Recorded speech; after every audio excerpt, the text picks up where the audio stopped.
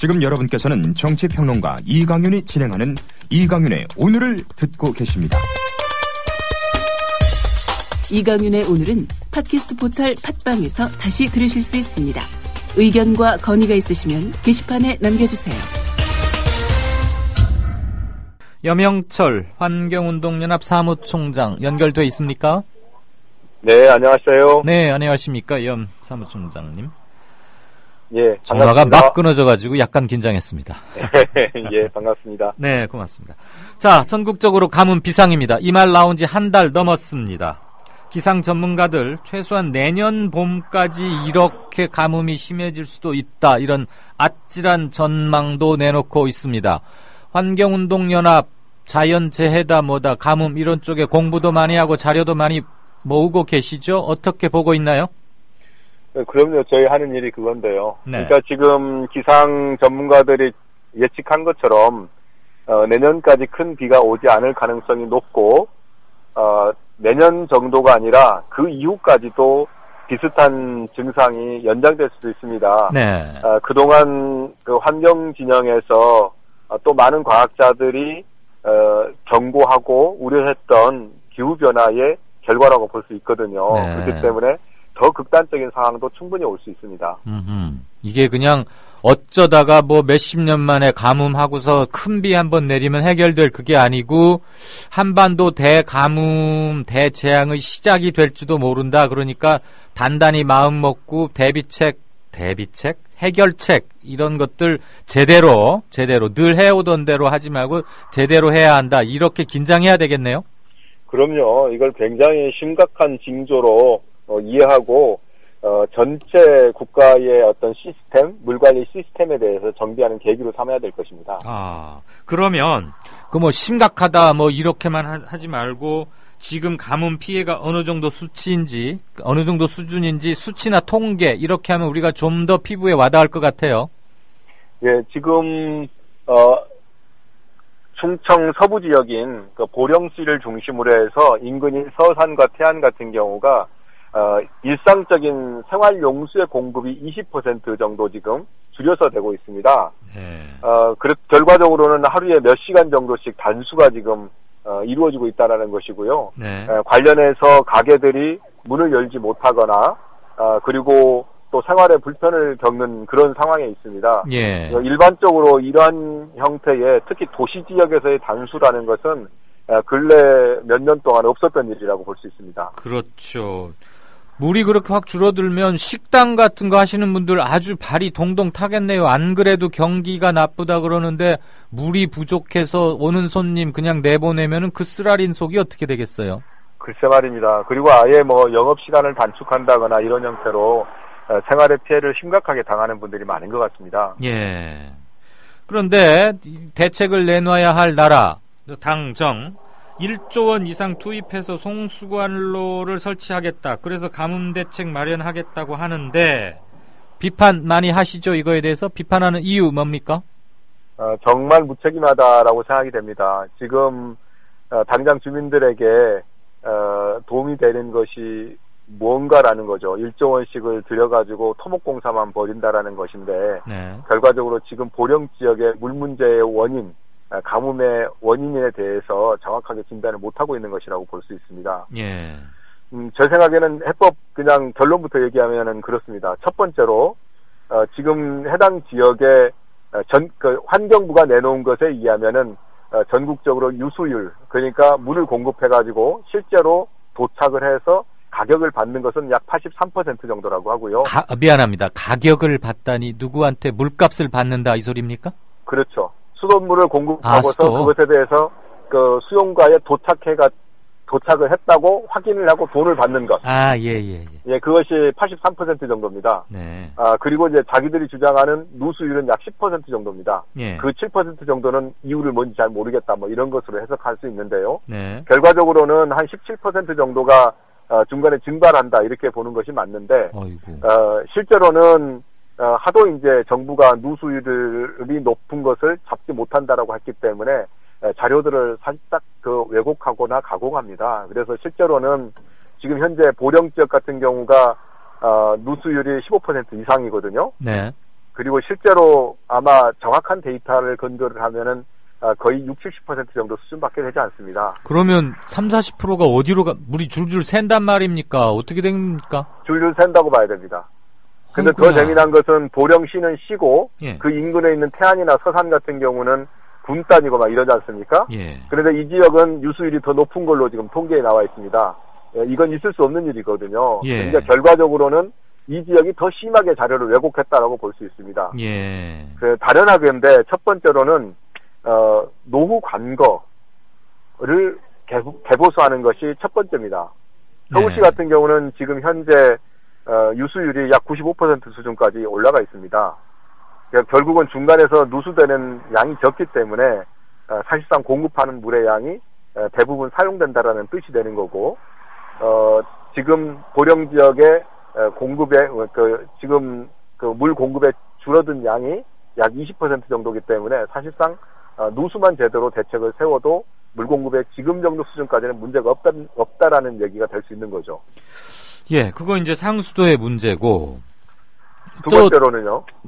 이거 속상하지만 말을 안 꺼낼 수가 없는데, 불과 몇 년 전에 3년 동안에 22조 이상을 퍼들여서 4대강인가 뭔가를 해놨고, 거기에는 물이 찰랑찰랑 넘친다는데, 바로 그 옆에는 타들어가고 있어요. 물 부족하고. 그렇습니다. 이거 왜 이런 일이 생긴 거죠? 물이 부족한 지역에 대한 대책이 아니라 물이 넘치는 지역에다가 추가로 물 공급 시설을 했기 때문입니다. 안 그래도 물이 충분히 있는 곳에다가? 그렇습니다. 그렇기 때문에 저 용도는 지금 아무렇게도 지금 쓰지 않고 있는 상태고요. 예. 더구나 이제 문제는 한번 좁혀서 금강을 한번 보겠습니다. 금강 같은 경우는 상류에 용담댐이 있고 중류에 대청댐이 있습니다. 그 밑에에 과거에는 부여나 공주 등에서 금강에서 물을 채수해서 썼거든요. 네. 근데 이 물들을 다 포기해버렸습니다. 그리고 예. 대청댐 이남 지역에 수질 관리를 거의 하지 않고 있습니다. 그래서 물이 더러워진 거예요. 예. 그래서 금강에 물이 있는데 그 물을 쓰지 않는 겁니다, 지금. 예. 그래서 물 사용할 수 있는 물의 양이 줄어든 것입니다. 그리고 또 논산이라든지 인근 지역에 있는 논산이라든지 이런 지역 같은 경우는 수자원공사에서 지방 상수도, 논산의 상수도를 관리를 하면서 논산 지역에 있는 지방 상수원, 그러니까 작은 하천에서 물을 하천에 자체적으로 공급을 했었는데 이런 시설들을 다 폐쇄를 하고 대청댐에서 물을 갖다가 쓴 거예요. 결과적으로는 그런 지역 같은 경우는 어떻게 되겠습니까? 결과적으로는 대청댐에 물이 부족하게 된 상태를 불러오게 됐던 것이고, 네. 대청댐에 물이 부족하니까 이제 보령에 대해서는 물을 줄 수 없는 상황이 된 거죠. 그래서 있는 물을 지금 없애버린 것이 더 큰 문제다라는 것을 우리가 인식해야 되는 거죠. 네. 그 다음에 또 있습니다. 아까 금강에 대청댐이 있고 용담댐이 있다 그랬잖아요. 예. 용담댐 물의 3분의 2를 전북으로 넘깁니다. 예. 유역 변경을 하는 거죠. 예. 그래서 유역 변경을 하면서 일부 수력 발전을 하고 그거를 일부 농업용수로 쓰고 나머지는 그냥 하천에 흘려보내서 새만금 쪽으로 바다로 흘러 들어가게 하고 있습니다. 예. 이 물을 용담댐 지금 거의 사용하지 않은 거, 그러니까 전력 생산 과정에서 일부 편익이 발생하지만 거의 사용하지 않는 거나 마찬가지거든요.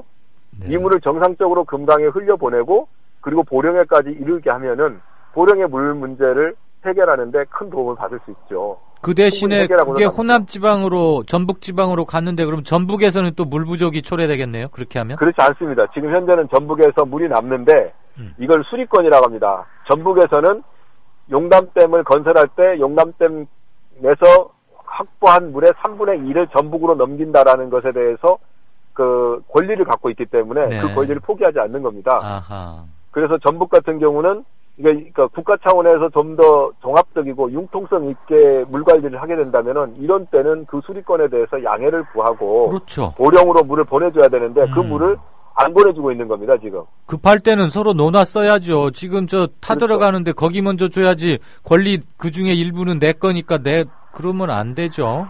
그러면은 그런 것을 예. 같은 동일한 레벨의 지자체 단체장들에게 맡겨놓으면 조절이 안 되지 않습니까? 이런 걸 중앙정부에서 틀어주고 컨트롤 타워 역할을 해야 되는 거 아니에요? 긴급 명령도 발동하거나 이렇게? 그래야 되는 건데 그런 권리가 없는 거고요. 사실은 아니 그건 만들어서라도 그렇게 해야 될 것 같은데요. 지금 그렇죠. 그것이 이제 환경단체나 전문가들이 빨리 물 관련해서 기본법을 만들고 예. 그리고 그런 권역 내의 물 갈등을 조정할 수 있는 권한을 가져야 된다라고 하는 건데 지금 현재는 전북도와 충남도의 문제가 아니라 예. 아예 중앙정부의 환경부, 국토부 등등이 다 권한이 분점돼 있어가지고 서로 조정을 못하고 있는 거죠. 아. 그러다 보니까 지금 국토부조차도 자기들이 그거를 조정할 생각이 거의 없고 예. 이번에 도저히 지금 상황이 심각하니까 대책 중에 한둘 정도쯤으로 지금 넣어놓은 상태입니다. 수리권과 관련해서 유연성을 발휘할 수 있도록 조정 권한을 앞으로 만들겠다 이런 정도 있는 거죠. 알겠습니다. 그러니까 그런 것만 있었어도 그런 법적인 조치만 있었어도 보령에서 농업용수는 어쩔 수 없습니다만은 생활용수나 공업용수가 부족한 사태라는 것은 있을 수가 없는 거죠. 예. 근데 참 답답한 게 정말 이 나라는 가망이 없는 건가 하는 싶은 생각이 드는데 무슨 인터뷰를 하다가도 결국은 그 업무 관리권, 그다음에 컨트롤 네. 타워, 그다음에 이건 내 업무가 아니다 그래가지고 부처 간에 핑퐁 하거나 그저 그냥 쳐다보고만 있는 것으로 한 20-30년 계속 쳇바퀴 돌듯 이러고 있거든요. 물 분야가 특히 심각합니다. 어허.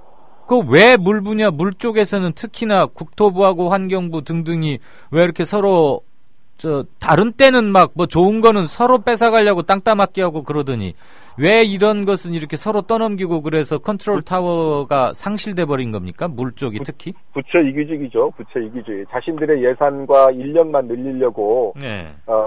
필요한 권한은 취하고 책임은 피하다 보니까 지금 이런 문제에 대해서 극단적인 사각지대가 지금 발생한 거고요. 그다음에 전북과 충남지사 간에 네. 이런 것을 협상할 권리도 없는 거예요.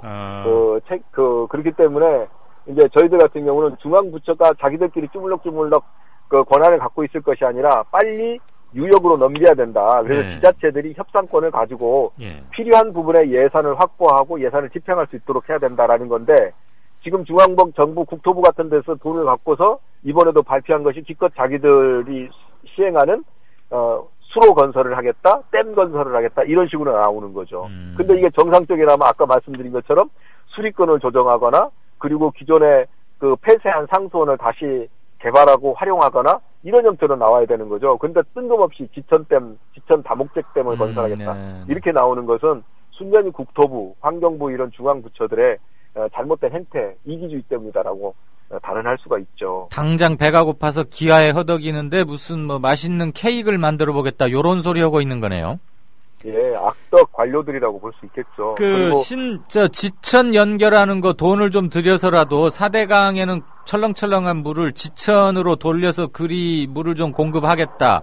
이렇게 얘기를 하니까 이것도 결국은 두 번째 4대강 아니냐, 신4대강 사업 아니냐, 돈 쓸 데가 그렇게 없냐, 이런 비판 나오는데, 우리 염 총장은 어떻게 보십니까?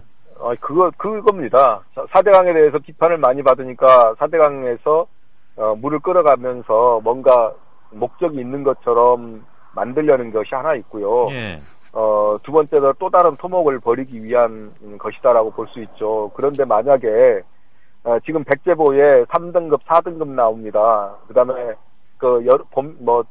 여름 되면은, 녹조 되면은, 녹조 수치가 그 법정 기준보다도 수십 배에 이르는 정도까지 악화되기도 합니다. 예. 그 물을 보령댐 상류에 공급을 한다.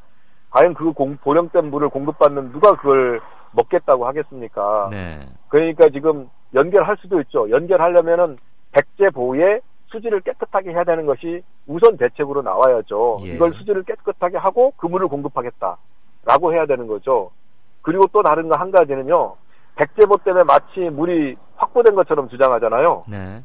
확보됐다고 생각을 하잖아요, 사람들이. 그렇죠. 근데 백제보는 물이 확보됐다라는 것은 홍수 때 물을 채워놓고 가뭄 때 물을 공급해야 되는 거잖아요. 네. 근데 백제보는 홍수 때도 차 있고 가뭄 때도 차 있습니다. 아, 예. 그렇기 때문에 이게 백제보 때문에 물이 확보된 게 아니에요. 그냥 금강을 흘러가는 물을 지금 오염되어 있는 상태인 건데 이걸 깨끗하게 하고 백제보가 없어도 그 물을 공급해도 전혀 지장이 없는 거죠. 네. 그래서 마치 4대강 사업을 한 것 때문에 물을 공급을 새롭게 할 수 있는 것처럼 주장하는 것은 잘못됐다라는 말씀도 함께 드리고 싶습니다. 알겠습니다. 하나 더 질문 드리죠. 지천 지류 연결 사업 하면 네. 돈을 좀 들여서라도 예. 가뭄이 근본적으로 해결될 수 있습니까? 해결 안 됩니다. 지금 한번 생각해 보십시오. 지금 보령댐에서 문제가 되는 것은 생활용수, 공업용수죠. 네. 공업용수나 생활용수를 그 물을 마실 수 없다라는데 그 문제가 있는 거고요.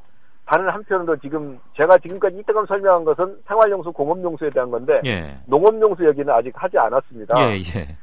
농업용수는 또 구조가 다릅니다. 농업용수는 지금 현재 많은 부분에서 지하수를 활용하고 있는데 평상시에 지하수를 너무 남용하기 때문에 막상 가뭄이 들면은 물이 안 나오는 겁니다. 그래서 평상시에 지하수의 수위를 관리할 수 있도록 해야지 되는 거고, 예. 그리고 비상시에 지하수를 사용할 수 있도록 전체적인 종합적인 계획이 필요한 겁니다. 근데 이걸 평상시에 아무런 대책 없이 하다가 지금 상태는 지하수도 쓸 수 없는 상태가 된 거거든요. 아이고, 이거 들을수록 문제가 더 심각하고 첩첩산중입니다.